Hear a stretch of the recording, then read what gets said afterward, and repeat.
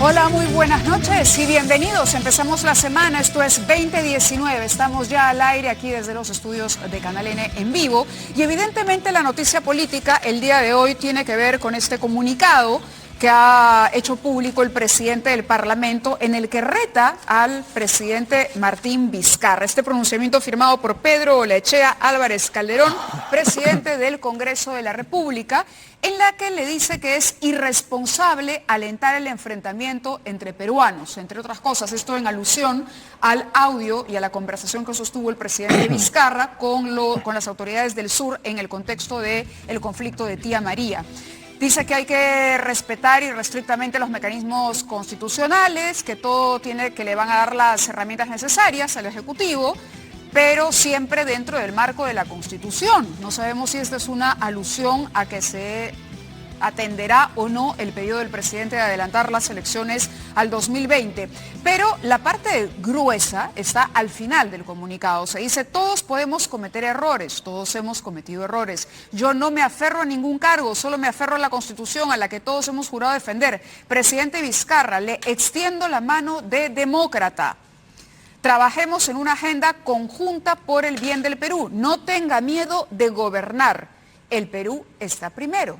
Y el Perú está primero es el eslogan, digamos, que ha utilizado el Poder Ejecutivo también. El Perú primero, y es por eso que la propuesta de Martín Vizcarra considera que adelantar las elecciones es, digamos, una manera de salir a la crisis que hoy nos retrasa. Habíamos anunciado ya durante la tarde la presencia del expresidente Ollanta Humala-Tasso. Está con nosotros aquí en los estudios. Vamos a hablar evidentemente de esto, del futuro del nacionalismo, de su tema judicial también, pero queríamos empezar preguntándole, presidente, gracias por venir, por aceptar la invitación. ¿Cuál es su primera reacción frente a lo que estamos viendo? Este enfrentamiento entre Poder Ejecutivo y el Congreso que se ha agudizado, si se quiere, desde el último pedido que ha hecho el presidente para cambiar la Constitución y adelantar las elecciones a 2020. Revisaba yo su cuenta de Twitter y veía que usted no ha emitido una opinión sobre el tema. Desde 28 de julio por lo menos no lo ha tocado. Así que empiezo para que nos diga en calidad de primicia qué es lo que usted piensa, si es una salida correcta o si es, como piensan algunos, inconstitucional. Bienvenido y gracias de nuevo. ¿Qué tal? Buenas noches. Mira, empezando por el comunicado que has leído, me parece totalmente inapropiado plantear las cosas así, y más aún en un gobierno, una gestión tanto del Parlamento como del Ejecutivo que ya están entrando, digamos, a la recta final, más aún si hay un pedido de adelanto de elecciones. Creo que la crisis es más profunda de lo que estamos viendo. Esta es la punta del iceberg nada más. Podemos hablar más adelante qué cosa es la crisis en realidad, porque estamos hablando acá del agotamiento de una relación entre poderes del Estado, de un agotamiento de una relación entre el sector público y el sector privado.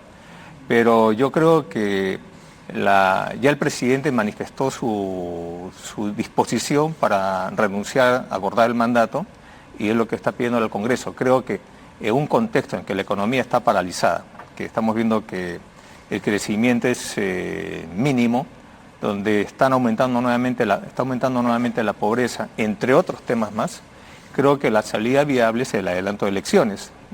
Tal vez eso así no lo vean algunos congresistas, pero los partidos políticos deben entender que esto es lo que le conviene al país.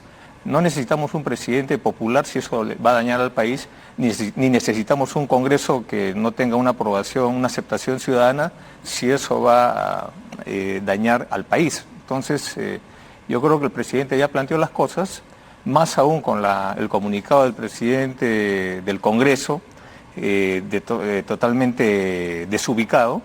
Entonces yo creo que le ha faltado respeto, como han dicho algunos congresistas oficialistas, a la investidura del presidente Vizcarra. ¿Hasta eso podríamos decir?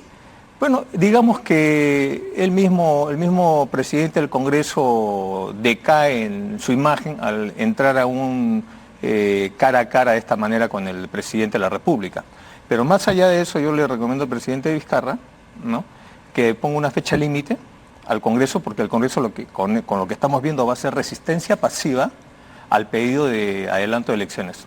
Y como va a ser resistencia pasiva, le va a dar el referéndum probablemente en marzo, cuando tengamos ya un proceso tal vez mediocre, un proceso electoral mediocre. Entonces, que le ponga una fecha y si no, que haga una cuestión de confianza y cierre el Congreso. Eso es lo que le corresponde. Cuestión de confianza, claro, que tendría que negarle el Parlamento para proceder al cierre. Así es, ¿no? Y tiene que plantear las cosas de tal manera que el Congreso o permite el adelanto de elecciones o el presidente cierra el Congreso. Es el mismo consejo que se lo di al presidente Kuczynski al inicio de su mandato, cuando la correlación de fuerzas era abismalmente superior de la oposición, ¿no? En este caso del fujimorismo. Y bueno, en estos casos una salida radical es lo mejor, ¿no? ¿Conversó con Kuczynski respecto a la posibilidad de disolver el Congreso? Yo le propuse eso, cuando en las conversaciones que tuvimos para el relevo de mando, la transferencia de mando, le dije, hablamos de que este era el cuarto gobierno democráticamente electo y que rompíamos un récord en la vida republicana del país. Y que esto no es como un relevo de postas donde uno entrega el testimonio y ya descansa, ¿no? Uno tiene que continuar cuidando que este proceso de cara al bicentenario se lleve de la mejor manera. Lamentablemente el presidente Kuczynski pensó en una fórmula más light, digamos, y pensó en que podía jalar a congresistas de la bancada fujimorista a través de proyectos, etcétera, y que ya vimos en qué terminó todo esto, en una vacancia, ¿no? Entonces, renuncia. Hoy día, tienes razón, en una renuncia, ¿no? Con sabor a vacancia, ¿no? Y en este caso, si bien ya estamos en la recta final del gobierno, pero el presidente dice que está escuchando en todo el país lo que le están pidiendo, entonces yo digo que espera para ejecutar lo que le está diciendo el pueblo peruano, ¿no? Más aún, si por lo que estamos viendo el Congreso no da muestras de reaccionar de acuerdo a la situación que estamos viviendo, y en muchos casos están pensando en el individualismo, los intereses, etcétera, ¿no?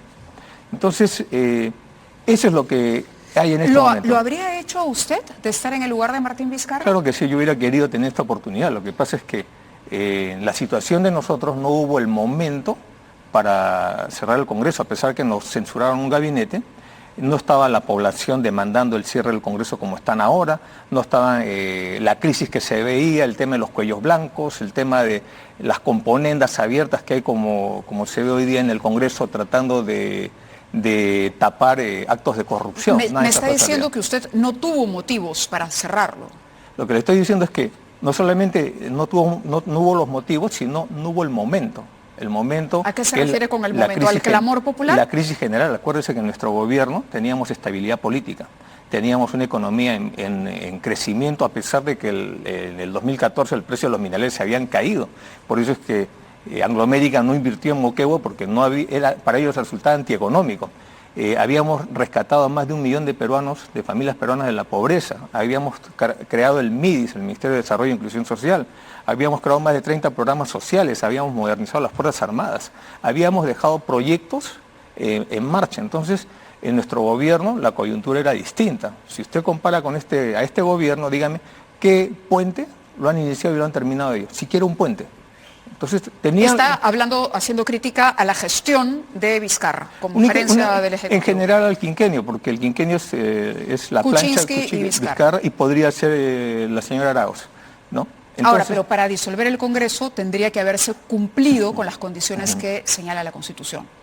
¿Usted hubiese respetado esas condiciones o está hablando de un cierre al estilo Fujimori? No, yo creo que eso no. Siempre dentro de un marco constitucional, respetando la legalidad y también la legitimidad, ¿no? Entonces, pero digamos, presentar una cuestión de confianza con la clara intención de cerrar el Congreso es como darle un empujoncito a la parte legal para conseguir el objetivo. Mire, ahorita la situación es que está decreciendo el empleo formal, está creciendo la informalidad, los niveles de inseguridad son más agobiantes, no hay proyectos regionales, no hay proyectos nacionales en marcha.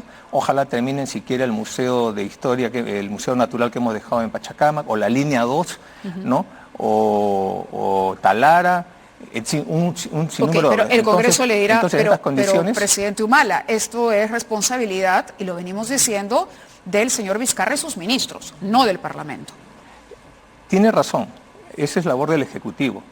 Por eso la situación de crisis se da porque hoy día el presidente, que me parece que es una persona bien intencionada, en la práctica como quinquenio no han demostrado gestión de gobierno, ¿no? Entonces lo que hemos visto es un problema de crisis permanente. Claro, habría un poco en la decisión de adelanto de elecciones, habría un poco de este reconocimiento tácito de que no se está a la altura de lo que el país necesita en una gestión también?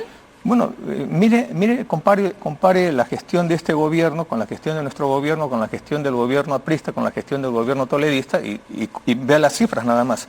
Pero vamos al hecho, al tema actual, ¿no? El tema actual es que estamos en una situación de entrampamiento, ¿no? A tal punto de que el presidente del Congreso quiere pechar al presidente de la República, estamos viendo cómo la conflictividad social se va encendiendo nuevamente en el país. Entonces, ¿qué le queda? Para resolver todos estos problemas que son profundos, se necesita un gobierno y una clase política que no esté cansada, que no esté agotada y que no estén manifestando que ya quieren tirar la toalla. Pero lo que estamos viendo también es que el legislativo no le va a dar la razón al presidente. Es decir, no van a aprobar, ¿usted piensa que no se va a aprobar este pedido para adelantar las elecciones? Bueno, ya lo he dicho, ¿no? Yo creo que están en un plan de resistencia pasiva. O sea, no le dicen no, pero con las acciones les van alargando, le van forzando los cronogramas, como fue con la reforma constitucional, que al final, ¿en qué ha quedado? Ni siquiera tenemos Junta Nacional de Justicia. Entonces, lo que cabe acá es que el presidente, ¿no?, haga cuestión de confianza, de acuerdo al marco legal, cierre el Congreso, convoque elecciones y que resuelva su problema con la segunda vicepresidenta. Si no lo resuelve, él debe permanecer hasta el 2021, conduciendo el gobierno. ¿Cómo resolver el problema con la vicepresidenta? ¿Cómo analiza usted este enfrentamiento que nos ha sorprendido la semana pasada, que ya venía porque era una relación desgastada, pero que también cobra otro nivel cuando en 28 de julio el presidente hace este anuncio y ella muestra su descontento porque no se le había consultado nada, mira, ni se le había informado del tema? Esto funciona así, es decir, el presidente y el Consejo de Ministros deciden sobre el mensaje y la vicepresidenta no tiene por qué saber. No tiene por qué saber. No tiene por qué saber. El gabinete es el presidente y su Consejo de Ministros. La vicepresidenta solo entra en funciones de acuerdo a lo que manda la Constitución, cuando el presidente se aleja de un viaje a la República y se hace cargo del despacho. Pero tampoco sus funciones son representativas y limitadas. Ella es congresista, ¿no? Entonces, ella no le corresponde estar ni siquiera en el Consejo de Ministros. Es una generosidad que el presidente Kuczynski le haya dado ese espacio, pero no le corresponde. Pero este es un problema, digamos, recurrente. Acá tenemos que normalmente el teniente alcalde va acá, conspira contra el alcalde, el vicegobernador conspira contra el gobernador. Y en el tema de las vicepresidencias, bueno, yo también he tenido mi experiencia, tuve una...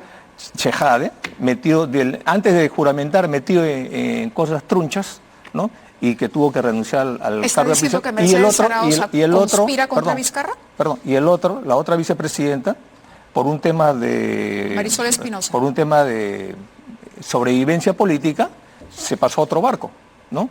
En caso de la señora Arauz, yo no la conozco, ¿no? Pero lo irónico de esto es que me hace recordar un poco la situación del presidente Kuczynski cuando sus dos vicepresidentes plantean una renuncia como plancha, ¿no? Y después, el presidente Vizcarra decide no renunciar. Ahora él estaría pidiendo a ella que renuncie también, ¿no? A la vicepresidencia. ¿Por qué? Porque si no, no va a funcionar, se complica el pedido de confianza y su renuncia, ¿no? Entonces es un tema bien complicado y que en estos momentos nos lleva a todos a una zozobra y eso no merece el país. ¿Cree que Mercedes Arauz debería renunciar a la vicepresidencia para ser coherente con el tema de su renuncia a la bancada? Yo creo que en la fórmula de un pedido de confianza y que el presidente se vea en la necesidad de cerrar el Congreso y después él renunciar para que sea convocar a unas elecciones generales, claro que tiene que renunciar, pues no se puede quedar en el gobierno. Además, ¿con qué se quedaría si no tiene ni partido ni bancada? Está tan precaria como el presidente actual o el presidente Kuczynski. Entonces, el problema acá, esto que estamos viendo viene de atrás. ¿Sabes qué está pasando? Que nosotros cuando viene la crisis de Fujimori y la etapa de transición, toda la clase política cuidó el modelo económico, pero para esto hicieron caso omiso a la situación, a la política y a la justicia, ¿no? Que hoy día estamos viendo cómo entran en crisis el sistema de justicia y el sistema político, ¿no? Y nos tapamos eso para cuidar el modelo económico. Entonces, llegamos hoy día a una situación en la cual constatamos que el sistema de justicia nunca se recuperó, de la crisis que se produjo en la época de Montesinos, Fujimori, la Comisión Ejecutiva con el Marino de Lepiani, etcétera, que arrasaron con el Poder Judicial, con el Ministerio Público, Procuradurías, etcétera. ¿Cómo se va a solucionar esto? Porque el problema de fondo son las instituciones, no las personas, no importa, es de acá a unos años ni siquiera vamos a saber quién fue el autor de esa carta del Congreso. Lo que tiene que haber, lo que estamos viendo ahora, es lo que dije hace un par de años, ¿no? Es que estamos en un momento constituyente. Esto no se va a resolver con una reforma, sino con una asamblea constituyente. Porque para reconstruir la justicia en el Perú, para reconstruir la política en el Perú, tiene que haber una asamblea constituyente. Fue una de las propuestas que tuvimos desde nuestro nacimiento en la política, pero tal vez no la supimos explicar bien, porque el problema no es tanto el modelo económico. Se puede perfeccionar el modelo económico, pero mal que bien, en estas décadas es un modelo que se ha legitimado en el mundo. Es decir, ¿no? usted está pero a favor de un cambio de constitución. Sí, la justicia y la política, las relaciones de lo público con lo privado necesitan necesariamente, valga la redundancia, se necesita una nueva constitución. Estamos viviendo un agotamiento de estas relaciones. La conflictividad social en Arequipa, en Moquegua, en Madre de Dios, en Loreto, en Piura, etcétera, no es solamente un tema que le corresponde a la Oficina de Conflictos Sociales, a la PCM o al mismo presidente. Dicho sea de paso, no han debido exponerlo al presidente de la República. Eso le iba a preguntar, porque ahora leía declaraciones... Pero déjame terminar la idea, sí, por favor. Todo eso requiere un nuevo acuerdo, una nueva ley de minería y un nuevo pacto, un nuevo acuerdo con las comunidades. Eso es lo que se requiere. Entonces, hablar, por ejemplo, de la propiedad, a quién pertenecen los recursos naturales, al Estado, que representa a la nación, o al que los extrae, es una discusión constitucional, no es una discusión de leyes, ni de reglamentos, ni de directivas, ¿no? Entonces, sí estamos llegando a una situación en que tenemos que entender que lo que el Perú necesita es una nueva constitución. Una nueva constitución. Así es. Ahora, le preguntaba por el tema de los conflictos y el presidente Vizcarra el día de hoy ha dicho que de alguna manera ha reconocido, ¿no?, un retraso. Dijo, podemos estar retrasados, pero eso no significa que no estamos avanzando. Y me imagino que lo hace en atención al tema de Tía María. Ahora, ¿cómo juzga el comportamiento del presidente y estos audios? Hay voces en el Congreso que dicen que esto es más que suficiente para que proceda un pedido de vacancia presidencial. ¿Considera esa la figura? No. Yo creo que están buscando cualquier pretexto, están buscándole 3 pies al gato cuando saben que tiene 4. Eso no es factible.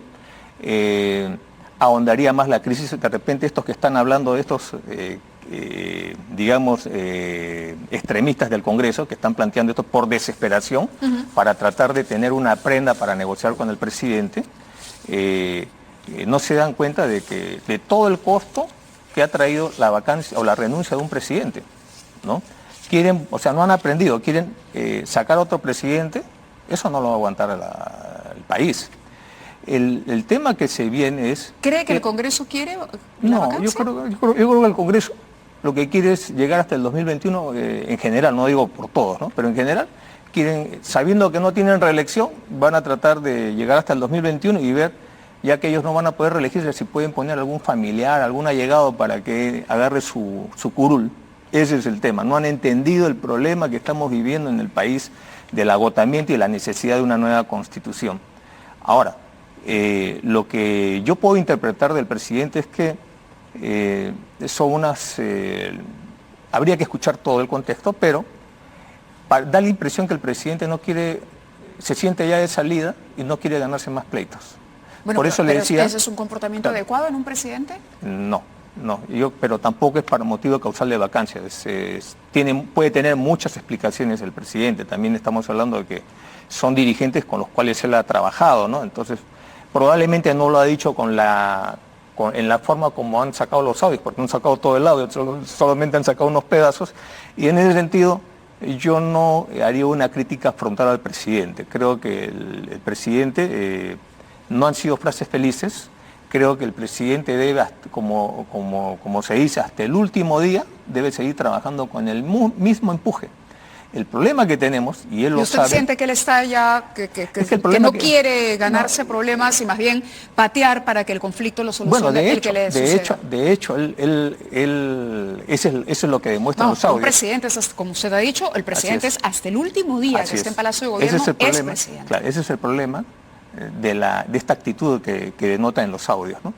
Pero probablemente tenga muchos comentarios que se puedan decir. Por ejemplo, acá en el Perú la cultura es que no hay continuidad. El que entra deshace lo que hizo el saliente porque cree que si continúan las obras del saliente le hace campaña. Ajá. Entonces, el presidente viene de ser gobernador regional de Moquegua. Yo he trabajado con él, yo era presidente, él era gobernador regional, hemos trabajado bien, ¿no? Pero yo he visto, porque en mi periodo de gobierno hubo el relevo. El que entró comenzó a paralizar las obras del presidente. De Vizcarra.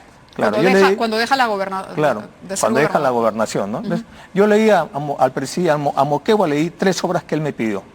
El financiamiento completo. Martín Vizcarra. A Martín Vizcarra, que era, además yo trabajaba en Moquegua, yo quiero Moquegua, mis primeros pininos en el ejército han sido en Moquegua, ¿no? En el GAC-3, en el cuartel Mariscal Nieto. Entonces le di el hospital, el financiamiento completo del hospital. Ojalá que lo hayan terminado, pero el año pasado que fui a Moquegua no estaba terminado, estaba al 98%, algo así. Un proyecto de irrigación de las Pampas de Hilo, que por un tema de toponimia le cambiaron el nombre. Y la carretera que une Moquegua con Arequipa por la zona altoandina, por Omate. Todo eso le hizo esos proyectos, hasta ahora no los terminan. O sea, tenemos que ir a una... Perdón, lo que quería decir es que como no hay continuidad, el presidente probablemente también, ¿no?, siente de que ya para qué continuar si está de salida, ¿no? Y eso es un error. ¿No? Eso es un error. Hay un error. Decía Ana Jara, y decían otros entrevistados también la semana pasada, Ana Jara, que ha trabajado con usted directamente, que se quemaron etapas y que los ministros debieron negociar y no exponer al presidente. Lo dejo ahí, vamos a ir a la pausa y regresamos con el expresidente Ollanta Humala Tasso para hablar de este tema de la conflictividad social y también, por supuesto, abordar el tema del control de acusación, que ya está viéndose para el tema de su caso y cuya próxima audiencia sería exactamente dentro de una semana, el 26 de agosto. Regresamos.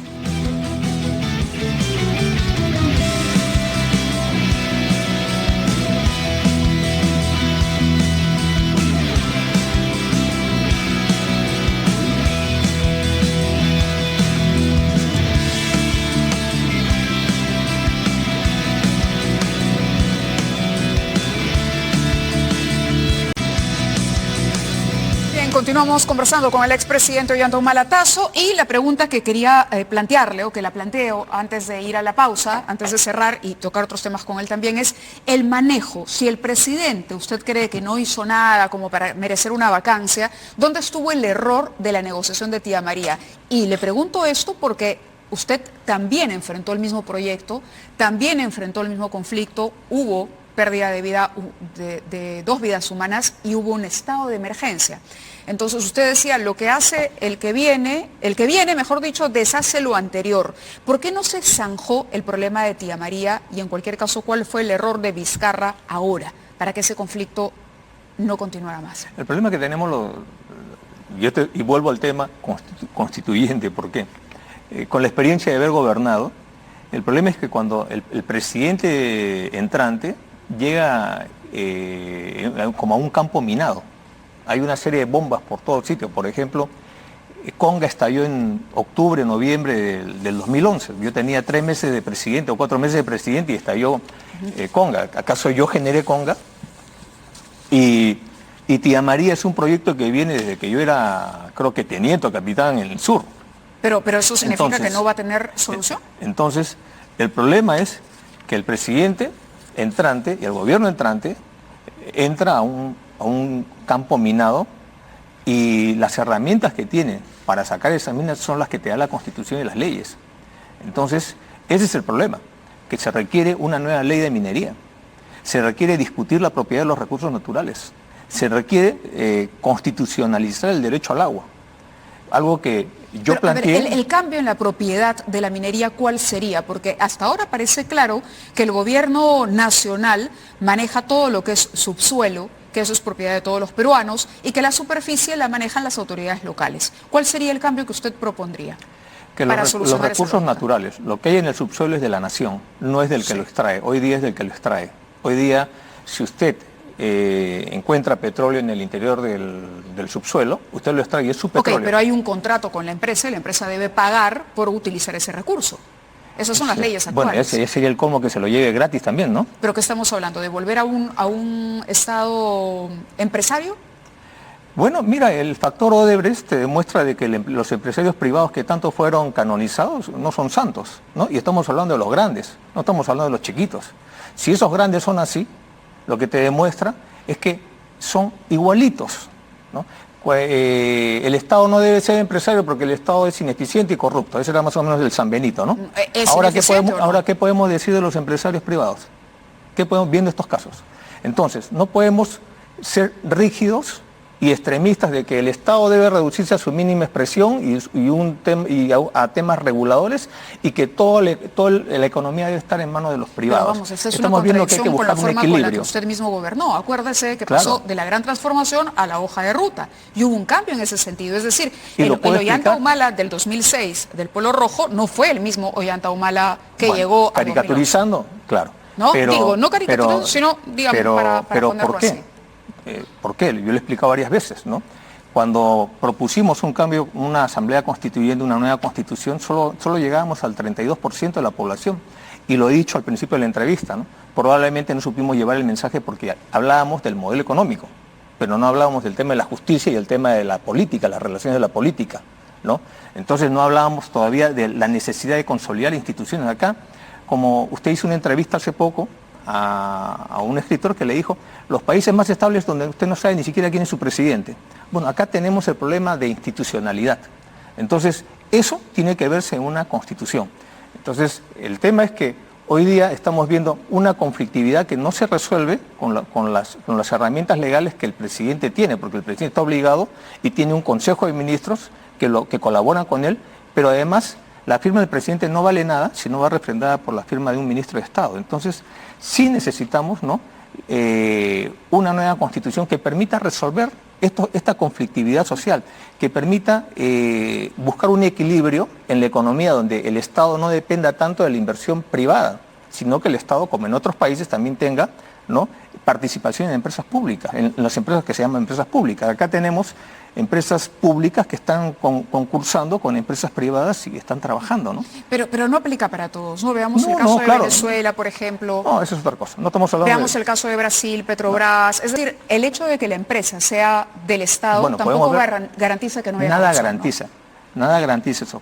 Por eso necesitamos replantear las cosas. No podemos irnos al extremo de que todo se lo entreguemos a los privados, ni al otro extremo de que todo se lo entregamos al Estado. Tiene que haber un equilibrio. Y eso es lo que nos está enseñando la historia. Lo que pasa es que si no entendemos esto, vamos a seguir de tumbo en tumbo en estas situaciones de conflictividad. Tenemos que aprender de lo que estamos viendo con el factor Odebrecht. Ahora, el tema del conflicto social, entonces, para usted es un reclamo justo, que se zanjaría con una nueva ley de minería. No solamente eso, mira, para redondear un poco más el tema.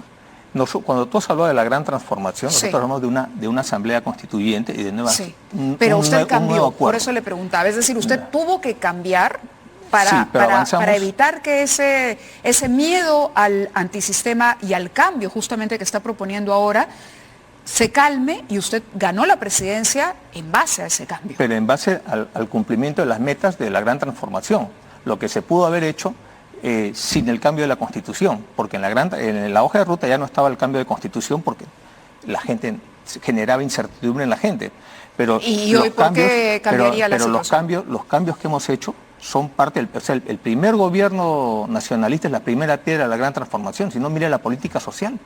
¿Qué gobierno ha creado un ministerio y ha creado una política social? Mire las obras que hemos hecho y todo radicalizando su posición, o más bien, si usted mismo se jacta del éxito que tuvo su gestión en materia económica, ¿por qué entonces volver a la posición de 2006? Le repito, porque la situación que estamos viviendo ahora nos hace ver que las reformas no van a resolver el problema. Hemos visto ahorita la guerra entre los reformistas. El camino que escogió el presidente fue la reforma, a través ante la situación de crisis de la justicia, de la clase política, de la política en general, planteó una reforma política y una reforma judicial. ¿Resolvió el problema? No lo resolvió. Entonces, ¿qué solución tenemos? Porque el problema subsiste. La solución es un cambio de constitución. De acuerdo. Porque estamos viendo que esto, por el lado de la reforma, no hemos avanzado mucho. Entonces necesitamos ir al otro camino. A ver, vamos a retomar el tema político más adelante. Quería preguntarle por este control de acusación. Usted ha dicho que acá hay parcialidad porque no se está admitiendo, o no se están retirando una serie de elementos que habría incorporado recién la Fiscalía en su proceso. ¿Está listo para encarar un juicio oral que podría empezar en cualquier momento si la decisión finalmente... Primero hay que entender las cosas. Primero, a nosotros no se nos acusa por ningún acto de corrupción. O sea, no se nos acusa por coimas, por haber tomado dinero del Estado. Nada de eso. La acusación básicamente es por un supuesto aporte de campaña, que en el Perú no es delito. Pero además de esto, si vemos las cosas en macro, lo que estamos viviendo es un linchamiento político. Porque si no, mire usted, con mi esposa, que no ha sido funcionaria pública, hemos sumado más de 20 procesos de investigación, tanto en el Congreso como en Fiscalía. ¿Usted cree que sea posible eso? O sea, no hay alguien que se ponga a pensar qué es lo que está pasando en el Perú, que a un expresidente y a su esposa, que no ha sido funcionaria pública, le ponen investigaciones desde contrabando hasta asesinatos. ¿Y ahora dónde están esas investigaciones? Archivadas. Ahora, ¿Alguien va a reparar esto? ¿Algún periodista de los que nos atacaba, que dicen que yo tengo la prueba para tumbarme el gobierno, va a pedir disculpas? Nadie. Ya el daño está hecho. Martín Belaúnde Locio está pidiendo acogerse a la colaboración eficaz. Bueno, en este proceso concreto, en el tema del lavado, que en realidad es un supuesto aporte de campaña que no es delito en el Perú y que lo están criminalizando como lavado, lo que hemos podido ver es que el proceso está plagado de vicios procesales. Tenemos un juez que no es imparcial y que, si usted mira en puridad en general, todo lo que pide el fiscal se lo da, y le niega todo lo que pide la defensa. Eso nomás ya es un dato, ¿no? En el caso del señor Belaúnde, que su abogado ha dicho que se ha acogido a la colaboración, o sea, que es el aspirante colaborador. Entiendo, hasta el momento es aspirante. Desde el año 2016 o 2015 es aspirante y todavía no cierra. Lo que pasa es que estamos viendo acá cómo hemos copiado el modelo brasileño. El problema vino en el año 2015-2016, cuando los fiscales, en vez de investigar el tema Odebrecht, lo que hicieron fue cerrar sus carpetas y confiar ciegamente en lo que digan los brasileños. Eso es lo que hicieron. Por eso es que hoy día lo irónico es que ves a la Fiscalía del equipo especial defendiendo al criminal, defendiendo que se cumplan todos los pasos para que este criminal siga colaborando. Es porque no tienen nada más. Se está refiriendo al acuerdo y criticando el acuerdo de colaboración. No, lo que estoy refiriendo es cómo estamos llegando a una situación de dependencia absoluta de lo que diga el consorcio Odebrecht, que corporativamente se acogió a la colaboración eficaz. A ese nivel hemos llegado. En cambio, por ejemplo, la Fiscalía Anticorrupción, ¿no?, donde hay otros fiscales, ellos no han utilizado a los brasileños, salvo al final de su investigación, como un complemento a través de la colaboración eficaz. Son dos maneras distintas de resolver de investigar. Ahora, en el caso de Belaúnde, que es el que, según lo que ha dicho su abogado y lo que han dicho los medios, y el propio Belaúnde ha reconocido, yo tengo la sospecha de que, primero, es inusual que alguien se quiera meter en un proceso voluntariamente. Claro, lo que ha dicho textualmente es: me allano, renuncio, Belaúnde Locio acá está, dice: renuncié a mi proceso de extradición por caso Humala y Heredia. Bueno, calificó de bizarro que la defensa del expresidente intente escudarse en él para evitar la investigación por los aportes ilegales a sus campañas. Y es más, su padre ha negado, entiendo que el padre fue aportante de la campaña y el papá ha dicho que él no negó y que habrían utilizado su identidad para encubrir estos aportes. Bueno, vamos al tema global, porque meternos en ese tema de abogados, ¿no? El hecho es de que creo que a este señor tendrían que hacerle una pericia psicológica, ¿no? Porque es atípico que una persona quiera meterse voluntariamente a un proceso donde lo están acusando y le están pidiendo 10 años. Entonces, ¿cuál es su sospecha? Mi sospecha es que pues está negociando una colaboración que no logra cerrar con el fiscal. Y supongo pues será ¿Se ha prestado a eso? ¿Perdón? ¿Usted diría o sospecha que el fiscal Germán Juárez Atocho se prestaría a una maniobra de ese tipo? Bueno, son los hechos, ¿no? En la posición del abogado y de Belaúnde, además de decir que es el aspirante colaborador, es que apoyan todo lo que dice el fiscal. Es más, no han presentado ningún medio de defensa, están en indefensión. El juez no dice nada. A mí me parece, si yo soy juez y veo que en un proceso uno de los acusados no se defiende, tengo que investigar qué está pasando. ¿Está preso? De repente lo están maniatando, lo están cohibiendo, algo. No han hecho nada. Entonces, obviamente, acá hay algo que tiene que investigarse. ¿Por qué? La actitud atípica de este señor Belaúnde, que juega en pared con el fiscal.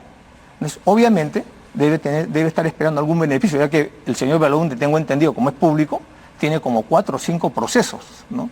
Entonces, lo que está insinuando, para ponerlo en sencillo, es que él estaría buscando beneficiarse o exonerarse de los otros procesos para inculparlo a usted, esto en una maniobra subalterna con Germán Juárez Atoche. Pero más obvio no puede ser. Pero Rafael Vela le dirá que no solamente está la información de los brasileños. Pero acabemos con el tema de Belaúnde, ¿no? Entonces, este tema de Belaúnde es eso, básicamente.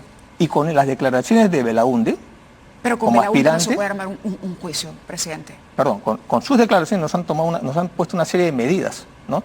Es más, hoy día ese señor no tiene el marco de la extradición. Sin embargo, el juez está yéndose contra el Código Procesal Penal, que prohíbe que se investigue desde una etapa preparatoria a cualquier persona extraditada y que no cubra la extradición este proceso. Entonces, estamos apelando. Obviamente ya esta es una tarea de los abogados. Mis abogados quieren recusar al juez. Ya es un tema, me parece bien, el doctor Pedraza está deseando recusarlo porque es aberrante lo que están haciendo, ¿no? Entonces, obviamente, este pues es un tema pues donde parece un linchamiento político. Ahora, ¿no? Si me permite, usted dijo hace unos minutos que el acuerdo y que la Fiscalía se estaba allanando prácticamente a todos los requerimientos de Odebrecht. En el acuerdo de colaboración, Odebrecht no reconoce, dentro de los 4 proyectos en los que admite pagos ilícitos, en un inicio el caso gasoducto.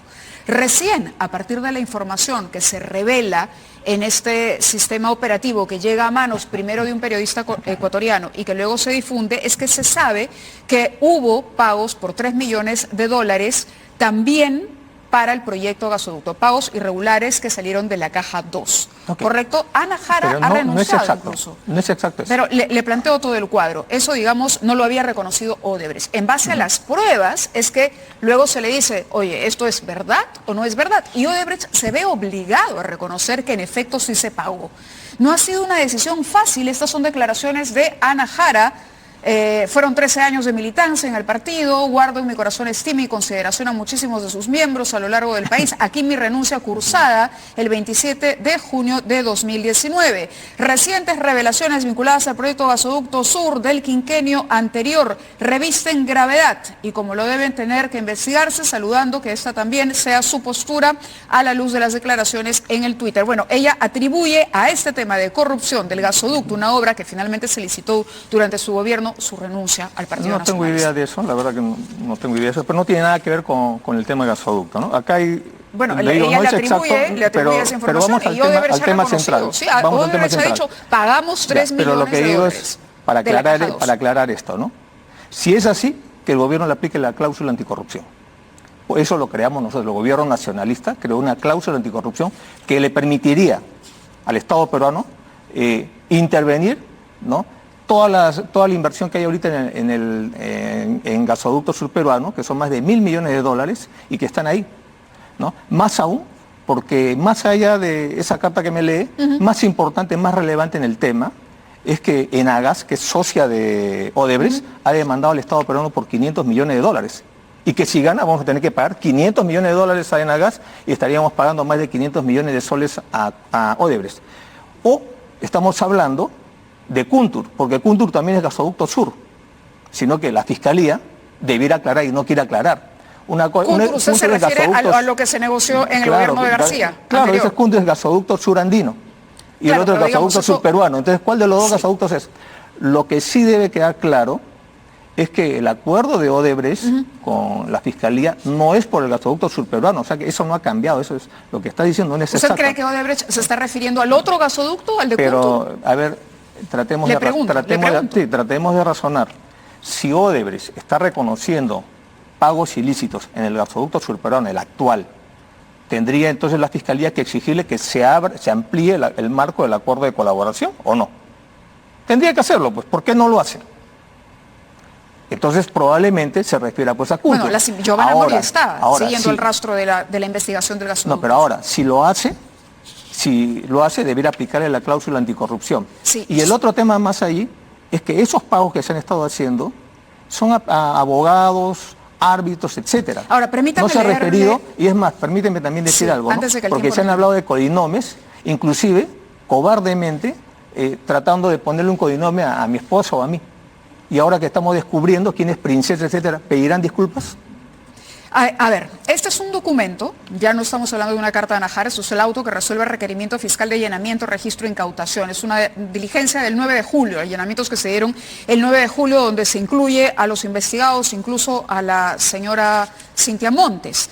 Dice, de los hechos investigados, imputaciones concretas en contra de los investigados, dice, se aprecia en el presente caso de manera concreta y resumida, se vienen investigando actos de corrupción en el proyecto denominado Gasoducto Andino del Sur, cuya concesión Cuntur se otorgó el 23 de octubre del 2008 a la empresa Cuntur, transportadora de gas, relacionada con Odebrecht. Dicho contrato culminó casi 6 años después, el 4 de noviembre del 2014, sin que la empresa haya dado inicio a la ejecución física de la obra y sin que el Estado declare la caducidad del contrato y ejecute la carta fianza de 66.7 millones. ¿Por qué en 2014 no se ejecutó esa carta fianza si había un incumplimiento? ¿Por qué? Porque los plazos, es lo que te decía, ¿no? El presidente entra y tiene que cumplir las leyes. Hay un marco de la concesión. Entonces tiene que vencer el plazo de la concesión para usted, ¿no? Ya no renovarle la concesión. Si usted, antes del término de la concesión, porque no ha invertido, interviene,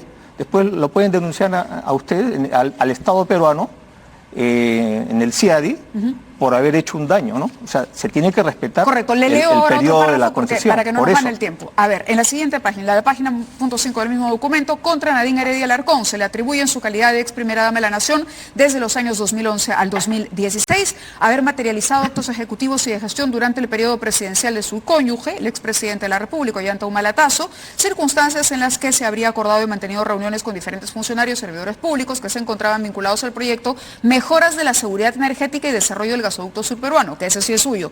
Del mismo modo, con representantes del grupo empresarial Odebrecht, mostrando así interés por este grupo en el concurso público y en la designación de Eleodoro Octavio Mayorga Alba como ministro de Energía y Minas desde el 24 de febrero de 2014, periodo temporal en el cual venía justamente realizándose el proceso de promoción privada. ¿Hay alguna prueba de eso? No hay ninguna. No hay ninguna. Es lo que pone el fiscal. Es el documento fiscal. Sí, pues, pero ¿qué prueba tiene de eso? Porque lo que está hablando es de que mi esposa habría influenciado.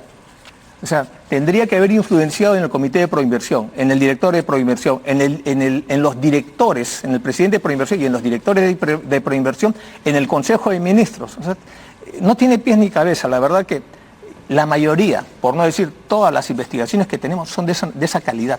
Y sin embargo, por eso nos allanan la casa, incautan nuestra casa, nos ponen en prisión preventiva, nos ponen impedimentos. Entonces, todos estos argumentos de la Fiscalía. Bueno, yo espero que ni siquiera llegue a juicio, porque no se están preocupando en lo esencial. Lo esencial, ¿no?, es si Odebrecht ha cometido algún delito de corrupción con el Estado. Eso es lo que tiene que... ¿Pero qué tiene que ver mi esposa? Mi esposa no ha sido funcionaria pública. Sin embargo, como ha venido todo este tema de la usurpación de funciones que ya se archivó, eso también tendría que archivarse. Una consecuencia de eso. Se va a ver el tema de Keiko Fujimori, el tema de si debe o no continuar... Perdón. Sí. No, además de esto, ya la sala civil ya ha sancionado de que no ha habido ningún acto ilegal en el concurso que se hizo, concurso abierto internacional, no de postor único, para el gasoducto surperuano, ¿no? Eso ya salió la sentencia de la sala, así que la sentencia de la sala del Poder Judicial es más importante que ese documento fiscal. De acuerdo también, antes de cerrar el tema del asunto judicial, el Club de la Construcción, ¿tuvo usted conocimiento del Club de la Construcción? No. Yo lamento esta situación. Porque su exministro Carlos Paredes tiene impedimento de salida y está siendo investigado, claro. Está siendo investigado, pero de acuerdo también al testimonio, esta vez sí, de muchas empresas, no solo extranjeras, sino también peruanas, que se están acogiendo a los beneficios de la colaboración. El intermediario habría sido justamente el hermano, que es cercano amigo suyo. Sí, no voy a negar, Usted no va a negar la amistad con el hermano del ministro. ¿Por qué nombra a Carlos Paredes como ministro de Transportes? Era un empresario exitoso, ¿no? Yo lo conocí en Arequipa, justamente a raíz del hermano, lo conozco a él porque yo he trabajado en Arequipa. Ha sido gerente general de Alprosa, ha sido presidente de la Caja Municipal de Arequipa. ¿Niega que haya pesado la cercanía con su hermano? Si usted ve a todos los ministros, los ha escogido por su competencia, por sus conocimientos y no por amistades. En el caso de, si hubiera sido por amistades, hubiera escogido al hermano, no al ministro. Más bien, aprovecho ahí para señalar me parece abusiva, la prisión preventiva que le están poniendo al hermano.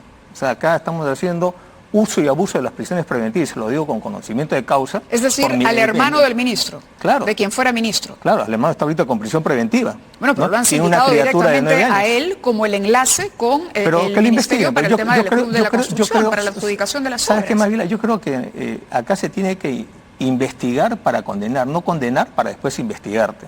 Eso es lo que han hecho conmigo y con mi esposa, ¿no? Hay miembros, hay gente, y eso le digo conversaciones particulares que hemos hecho con algunos exfuncionarios de su gobierno que señalan que se hablaba mucho del tema de Paredes y que usted incluso habría dispuesto su cambio en el gabinete ante estos rumores. ¿Eso es cierto o falso?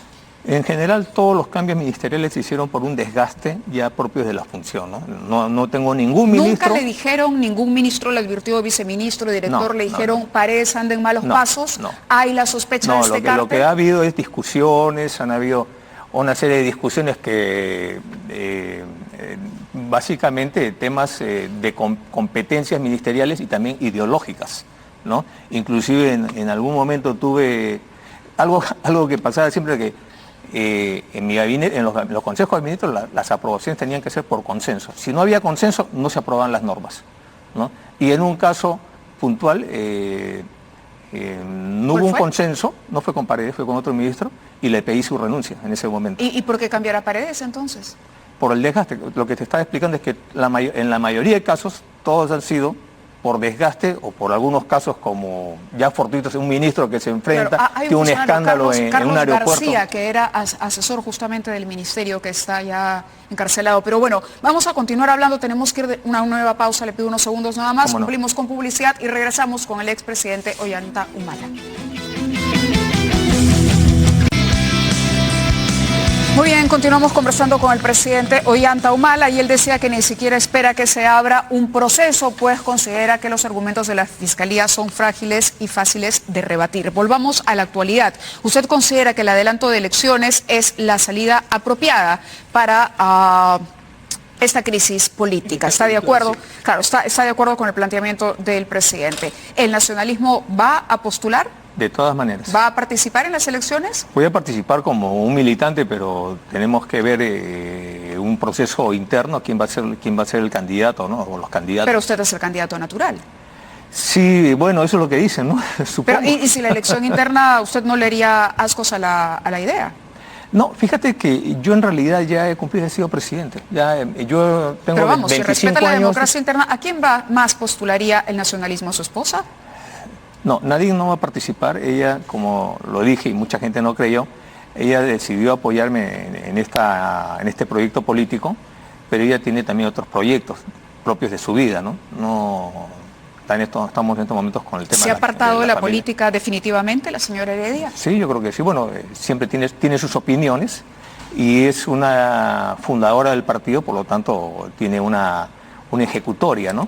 Pero no va a entrar en la vida política activa. Yo creo que acá lo importante es que el partido va a participar. ¿Y usted será el candidato? Pero todavía no lo sabemos, ¿no? Yo la verdad, como te digo, yo pensaba dedicarme a otras cosas, a hacer política de otra forma. Pero el partido lo elige, elecciones internas, democráticas, supervisadas por OMPE, y decide que Ollanta Humala es el candidato natural del Partido Nacionalista. La militancia se lo pide, usted acepta el reto. Bueno, mira, yo no me alejo de la política, pero ahorita es prematuro. Primero, mira, ¿sabes qué está pasando, Mávila? ¿Sabes qué pasa, Mávila? Es que no podemos hablar sobre escenarios hipotéticos. Dime, ¿cuándo son las elecciones? A ver, 2020 aparentemente. Pero ni sabes. Porque Pero no usted sabemos, ha hoy dicho día que los sería peruanos lo más adecuado. Entonces, no sabemos si va a ser las hablando elecciones de el 2020 ya, o el 2021. Pero cuál Bueno, sea, si la dejemos- militancia dejemos que pase. lo elige, ¿usted aceptaría el reto? Mávila, yo te pido, Presidente, no hablemos ¿aceptaría o no aceptaría? no hablemos Pero usted en sabe la situaciones respuesta. hipotéticas. Lo que pasa es que no me la quiere decir. Bueno, entonces aguantemos todavía Diría que no. que se convoque las elecciones, Vamos por que el otro presidente lado. Diría que no.